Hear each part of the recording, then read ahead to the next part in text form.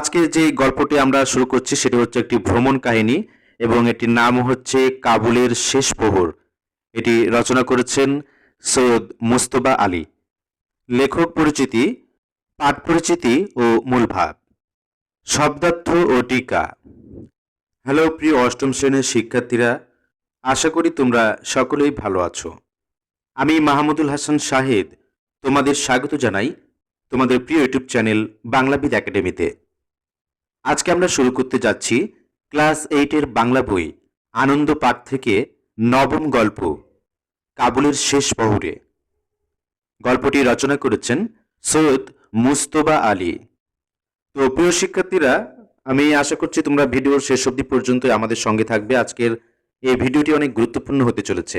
আজকে আমরা এই গল্পের প্রথমেই দেখব লেখক পরিচিতি, তারপরে পড়ব পাঠ পরিচিতি ও মূল ভাব, শব্দার্থ ও টিকা এবং প্রশ্নোত্তর পর্ব। তাছাড়াও পুরো গল্পটি আমি রিডিং করব এবং গল্পের গুরুত্বপূর্ণ জায়গাগুলো আমি মার্ক করে দেব, যাতে তোমাদের এই গল্পটার পড়াশোনা মনে থাকে সহজেই এবং পরীক্ষায় একটি ভালো মার্ক আনতে পারো।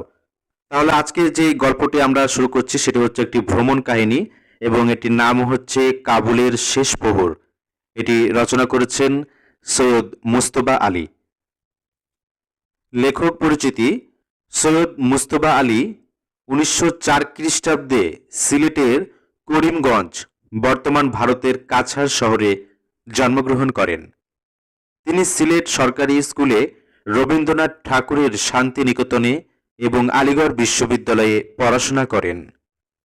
1932 খ্রিস্টাব্দে জার্মানির বন বিশ্ববিদ্যালয় থেকে তুলনামূলক ধর্মতত্ত্ব বিষয়ে অর্জন করেন পিএইচডি ডিগ্রি। সৈয়দ মুজতবা আলীর কর্মজীবন শুরু হয় আফগানিস্তান সরকারের শিক্ষা বিভাগে। সৈয়দ মুজতবা আলী ভ্রমণ ও রম্য সাহিত্য রচয়িতা হিসেবে বাংলা সাহিত্যে পরিচিত। এখানে একটি গুরুত্বপূর্ণ পয়েন্ট, সৈয়দ মুজতবা আলী ভ্রমণ ও রম্য সাহিত্য রচয়িতা হিসেবে বাংলা সাহিত্যে পরিচিত।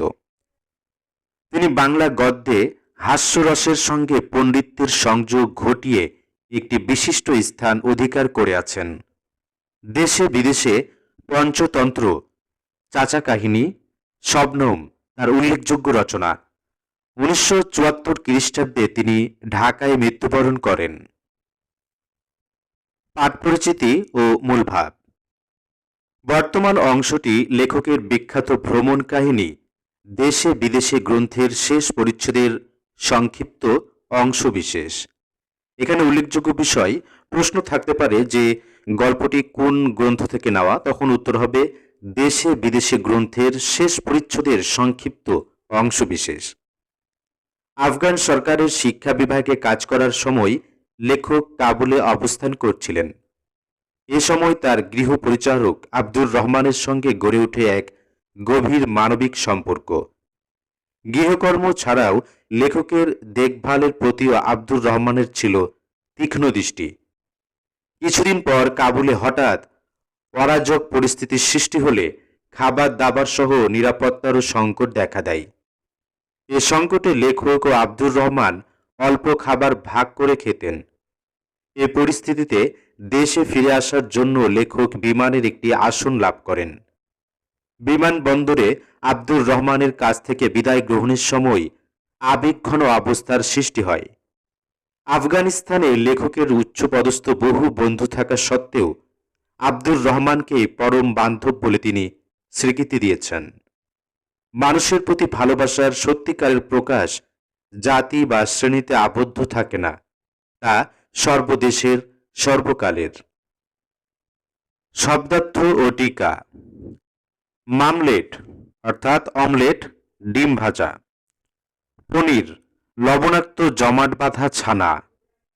কার্পেট অর্থাৎ গালিচা। ভলিউম মানে বইয়ের খণ্ড। রাসান অর্থাৎ রুশ, ইংরেজি রাশিয়ান। তাশখন্দ অর্থাৎ তৎকালীন রাশিয়ার দক্ষিণাঞ্চলের শহর। আমুদরিয়া অর্থাৎ তাজিকিস্তান, আফগানিস্তান, তুর্কমেনিস্তান ও উজবেকিস্তানের মধ্য দিয়ে প্রবাহিত একটি নদীর নাম। খচ্চর অর্থাৎ ঘোড়া ও গাধার মতো পশু। হিন্দুকুশ আফগানিস্তান এবং পাকিস্তানের মধ্যে অবস্থিত পর্বতমালা। চড়াই উতরাই অর্থাৎ উঁচু নিচু। পাণ্ডুলিপি হাতে লেখা কাগজ বা গ্রন্থ। ভাজ অর্থাৎ ফুলদনি। আলাউদ্দিনের প্রদীপ আরব্য রজনীর কাহিনীতে উল্লেখিত আশ্চর্য প্রদীপ। এই প্রদীপের সাহায্যে এক দৈত্যের মাধ্যমে যে কোনো কিছু করতে পারা যায়। পাঞ্জাবি পাঞ্জাব অঞ্চলের মানুষ। হাওয়াই জাহাজের ঘাঁটি অর্থাৎ বিমানবন্দর। বিপদ সংকুল বিপদে পরিপূর্ণ। পুরী অর্থাৎ প্রসাদ, আবাসস্থল বা থাকার জায়গা। হৃদ্যতা অর্থাৎ বন্ধুত্ব। গুণী মানে পণ্ডিত মানুষ। খাবসুরত অত্যন্ত সুন্দর। র্যাকেট টেনিস খেলার ব্যাট। অপটিম্যান সহজে খেলা যায় এমন অবস্থা। প্রেসে বাঁধা র্যাকেট বাঁকানা হওয়ার জন্য স্ক্রু দিয়ে একটি ফ্রেমে চেপে বেঁধে রাখা। ছোটা সে ছোট মানে ছোটর চেয়ে ছোট। নড সামনের দিকে মাথা নত করে অভিবাদন জানানো। ভোতা মানে ধারহীন, এখানে চালাক নয় অর্থে। ঘরেল অর্থাৎ পাকা সুচতুর। ডিপ্লোম্যাট কূটনীতিক অথবা রাষ্ট্রদূত। লিগেশন দূতাবাসের কর্মকর্তা। প্রোপেলার ইঞ্জিনের পাখা। তার স্বরে অতি উচ্চ শব্দে। ব্যসনে দুঃখে বা কষ্টে। রাষ্ট্র বিপ্লব এখানে রাষ্ট্রের রাজনৈতিক পরিস্থিতি বদলের কথা বলা হয়েছে। চাণক্য প্রাচীন ভারতের বিখ্যাত দার্শনিক ও অর্থনীতিবিদ। ন্যাজ অর্থাৎ লেজ। প্রিয় শিক্ষার্থীরা, আমরা এখন গল্পটি সম্পূর্ণ পড়ব, মনোযোগ সহকারে শুনবে, তাহলে গল্পটি তোমাদের মনে থাকবে। সকালবেলা ঘুম থেকে উঠে মনে পড়ল আব্দুর রহমান। সঙ্গে সঙ্গে সে ঘরে ঢুকল। রুটি, মামলেট, পনির, চা। অন্যদিন খাবার দিয়ে চলে যেত, আজ সামনে দাঁড়িয়ে কার্পেটের দিকে তাকিয়ে রইল। কি মুশকিল। মাওলানা এসে বসলেন। চিরকুটে লেখা আছে, মাথা পিছু 10 পাউন্ড লগেজ নিয়ে যেতে হবে। কি রাখি কি নিয়ে যাই। ঘরের মাঝখানে দাঁড়িয়ে যখন চারদিকে তাকালাম, তখন মনে যে প্রশ্ন উঠল তার কোনো উত্তর নেই। নিয়ে যাব কি আর রেখে যাব কি। ওই তো আমার 2 ভলিউম রাশিয়ান অভিধান। এরা এসেছে মস্কো থেকে ট্রেনে কবে তাসখণ্ড, সেখান থেকে মোটরে করে আমুদুরিয়া, তারপর খেয়া পেরিয়ে খচ্চরের পিঠে চেপে সমস্ত উত্তর আফগানিস্তান পিছনে ফেলে হিন্দুকুশের চড়াই উতরাই ভেঙে এসে পৌঁছেছে কাবুল। ওজন পাউন্ড 6 হবে। ভুলে গিয়েছিলাম একজোড়া চীনা ভাঁজ। পাতিনেবুর মতো রং, আর চোখ বন্ধ করে হাত বুলালে মনে হয় যেন পাতিনেবুরই গায়ে হাত বোলাচ্ছে। একটু জোরে চাপ দিলেই বুঝি নখ ভেতরে ঢুকে যাবে। কত ছোটখাটো খুঁটিনাটি, পৃথিবীর আর কারো কাছে এদের কোনো দাম নেই, কিন্তু আমার কাছে এদের প্রত্যেকটি আলাউদ্দিনের প্রদীপ। অবশ্য জামা কাপড় পরে নিলুম এক গাদা। মৌলানা তার এক পাঞ্জাবি বন্ধুর সঙ্গে আগেই বেরিয়ে পড়েছিলেন। আব্দুর রহমান বসবার ঘরে প্রাণ ভরে আগুন জ্বালিয়েছে। আমি একটা চেয়ারে বসে, আব্দুর রহমান আমার পায়ের কাছে। আমি বললুম, আব্দুর রহমান, তোমার উপর অনেকবার খামোখা রাগ করেছি, মাফ করে দিও। আব্দুর রহমান আমার 2 হাত তুলে নিয়ে আপন চোখের ওপর চেপে ধরল। ভেজা। আমি বললুম, ছি আব্দুর রহমান, এ কি করছো? আর শোনো, যা রইল সবকিছু তোমার। রাস্তা দিয়ে চলেছি, পিছনে পুটুলি হাতে আব্দুর রহমান। 2-1 বার তার সঙ্গে কথা বলার চেষ্টা করলুম, দেখলুম সে চুপ করে থাকাটাই পছন্দ করছে। শহর ছাড়িয়ে মাঠে নামলাম। হাওয়াই জাহাজের ঘাঁটি আর বেশি দূরে নয়। পিছন ফিরে আরেকবার কাবুলের দিকে তাকালাম। এই নিরস নিরানন্দর বিপদসংকুল পুরী ত্যাগ করতে কোনো সুস্থ মানুষের মনে কষ্ট হওয়ার কথা নয়, কিন্তু বোধ হয় এসব কারণেই যে লোকের সঙ্গে আমার হৃদ্যতা জন্মেছিল তাদের প্রত্যেককে অসাধারণ আত্মজন বলে মনে হতে লাগলো। এদের প্রত্যেকে আমার হৃদয় এতটা দখল করে বসে আছে যে এদের সকলকে একসঙ্গে ত্যাগ করতে গিয়ে মনে হলো আমার সত্তাকে যেন কেউ দ্বিখণ্ডিত করে ফেলেছে। ফরাসিতে বলে পার্থিও সে তা পমরির। প্রত্যেক বিদায় গ্রহণের রয়েছে খণ্ড মৃত্যু। হাওয়ায় জাহাজ এলো। আমাদের বুচকিগুলো সার সম্বরে ওজন করা হলো। কারো পোটলা 10 পাউন্ডের বেশি হয়ে যাওয়ায় তাদের মস্তকে বজ্রঘাত। অনেক ভেবেচিন্তে যে কয়টি সামান্য জিনিস নিয়ে মানুষ দেশত্যাগী হচ্ছে, তার থেকে ফের জিনিস কমানো যে কত কঠিন সেটা দাঁড়িয়ে না দেখলে অনুমান করা অসম্ভব। একজন তো হাউমাউ করে কেঁদে ফেললেন। এইটুকু ওজনের ভিতর আবার এক গুণী একখানা আয়না এনেছেন। লোকটির চেহারার দিকে ভালো করে তাকিয়ে দেখলাম, কই তেমন কিছু খাপসুরত অ্যাপোলো তো নন। ঘরে আগুন লাগলে মানুষ নাকি ছুটে বেরোবার সময় ঝাঁটা নিয়ে বেরিয়েছে, এ কথা তাহলে মিথ্যা নয়। ওরে আব্দুর রহমান, তুই এটা এনেছিস কেন? 10 পাউন্ডের পুলিটা এনেছ ঠিক, কিন্তু বা হাতে আমার টেনিস র্যাকেটখানা কেন? আব্দুর রহমান কি একটা বিড়বিড় করল। বুঝলাম সে ওই র্যাকেটখানাকে সবচেয়ে মূল্যবান সম্পত্তি বলে ধরে নিয়েছিল। তার কারণ ওই জিনিসটা আমি তাকে কখনো ছুঁতে দিতুম না। আব্দুর রহমান আমাদের দেশের ড্রাইভারদের মতো। তার বিশ্বাস স্ক্রু মাত্রই এমনভাবে টাইট করতে হয় যে সেটা যেন আর কখনো খোলা না যায়। অপটিমাম শব্দটা আমি আব্দুর রহমানকে বোঝাতে না পেরে শেষটায় কড়া হুকুম দিয়েছিলাম, র্যাকেটটা প্রেসে বাঁধা দূরে থাক, সে যেন ওটার ছায়াও না মারায়।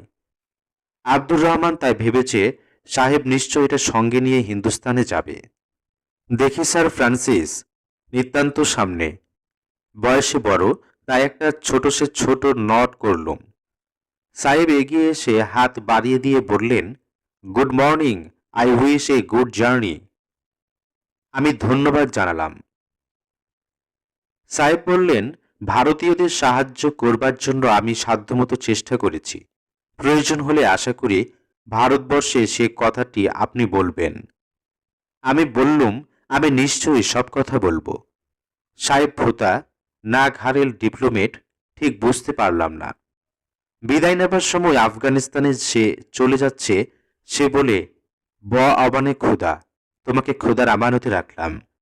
যে যাচ্ছে না সে বলে, ব খুদা সপুর দমত, তোমাকে খোদার হাতে সপর্দ করলাম। আব্দুর রহমান আমার হাতে চুমো খেল। আমি বললাম, ব আমানে খুদা আব্দুর রহমান। আব্দুর রহমান মন্ত্রোচ্চারণের মতো একটানা বলে যেতে লাগলো, বি খুদা সপুর্দমত সাহেব, ব খুদা সপুর্দমত সাহেব। হঠাৎ শুনি স্যার ফ্রান্সিস বলছেন, এই দুর্দিনে যে টেনিস র্যাকেট সঙ্গে নিয়ে যেতে চায় সে নিশ্চয় পাকা স্পোর্টসম্যান। লিগেশনের এক কর্মচারী বললেন, ওটা 10 পাউন্ডের বাইরে পড়েছে বলে ফেলে দেয়া হয়েছে। সাহেব বললেন, ওটা প্লেনে তুলে দাও। ওই একটা গুণ না থাকলে ইংরেজকে কাক চিলে তুলে নিয়ে যেত। আব্দুর রহমান এবার চেঁচিয়ে বলছে, বে খুদা সপুর্দমত সাহেব, বি খুদা সপুর্দমত। পরপর ভীষণ শব্দ হচ্ছে। আব্দুর রহমানের তার স্বরে চিৎকার প্লেনের ভিতর থেকে শুনতে পাচ্ছি। হাওয়াই জাহাজ জিনিসটাকে আব্দুর রহমান বড্ড ডরায়। তাই খোদাদালার কাছে সে বারবার নিবেদন করছে যে আমাকে সে তারই হাতে সঁপে দিয়েছে। প্লেন চলতে আরম্ভ করেছে।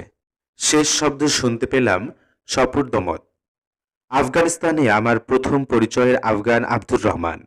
শেষ দিনে সে আব্দুর রহমান আমায় বিদায় দিল। উৎসবে, ব্যসনে, দুর্ভিক্ষে, রাষ্ট্র বিপ্লবে এবং এই শেষ বিদায়কে যদি শ্মশান বলি, তবে আব্দুর রহমান শ্মশানেও আমাকে কাঁধ দিল। স্বয়ং চাণক্য যে কয়টা পরীক্ষার উল্লেখ করে আপন নির্ঘণ্ট শেষ করেছেন, আব্দুর রহমান সব কয়টাই উত্তীর্ণ হল। তাকে বান্ধব বলবো না তো কাকে বান্ধব বলবো?